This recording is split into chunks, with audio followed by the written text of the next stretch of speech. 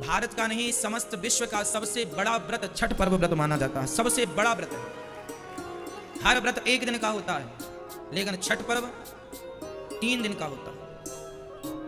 और तीनों दिन निराहार रह करके, एक छठ पर्व ही ऐसा पर्व है जिस पर्व में उगते सूरज से लेकर डूबते सूरज को प्रणाम किया जाता है। सूर्य भगवान की समस्त दिशाओं को, अर्थात पूर्व से निकलकर जब वो पश्चिम में अस्त होते हैं तो मध्य सूर्य को, उगते सूर्य को, आखिरी डूबते सूर्य को प्रणाम किया जाता है। आपको पता है ये छठ पर्व क्यों मनाया जाता है? ये कठिन है। कहा जाता है कि एक राजा थे, उनका एक पुत्र हुआ जो मरा हुआ पैदा हुआ तो सही, राजा का बेटा, पर मरा हुआ था। गुरुजनों से पूछा गया कि अब ये कैसे जीवित हो? तब गुरुजी ने 3 दिन का व्रत बताया। यही कार्तिक का महीना था, यही शुक्ल पक्ष की षष्ठी थी, है ना? और कहा कि ये 3 दिन का व्रत कठोर है, यदि तुम श्रद्धा से करोगे तो छठी मैया की कृपा से आपको संतान की प्राप्ति होगी।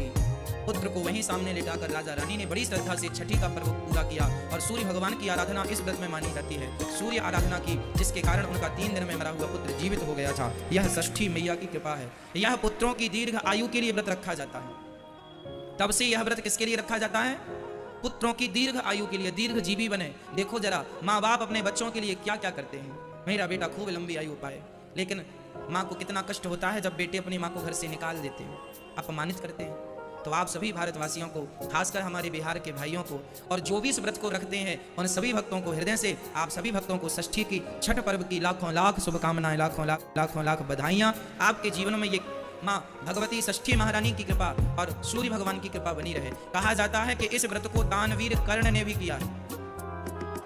कहा जाता है कि सबसे पहले इस व्रत को दानवीर कर्ण ने किया। कर्ण ने इस व्रत को किया था।